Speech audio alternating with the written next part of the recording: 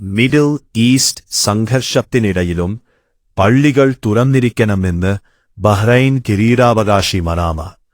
Iran നടത്തുന്ന ആക്രമണങ്ങൾക്കിടയിലും രാജ്യത്തുടനീളമുള്ള ക്രിസ്ത്യൻ പള്ളികൾ തുറന്നിരിക്കണമെന്നാണ് ബഹ്റൈൻ കിരീടാവകാശിയും പ്രധാനമന്ത്രിയുമായി Salman bin Hamad Al Khalifa ആവശ്യപ്പെട്ടത്.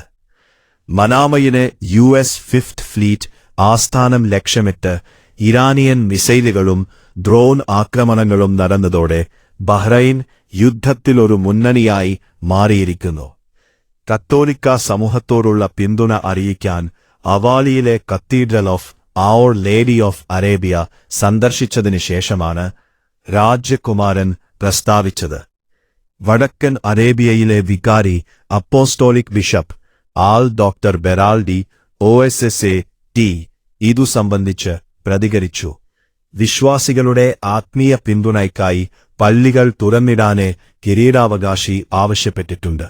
പൊന്തിഫിക്കൽ മിഷൻ സൊസൈറ്റിയുടെ അജൻസിയ ഫൈഡ്സ് റിപ്പോർട്ട് ചെയ്ത് അവിടത്തെ രാജാവിന്റെ നേതൃത്വത്തിൽ രാജ്യം തുടർച്ചയായി നൽകുന്ന പിന്തുണ ക്രിസ്ത്യൻ മത നേതാക്കൾക്കിടയിൽ വലിയ വിലമതിപ്പ് സൃഷ്ടിച്ചതാണ്.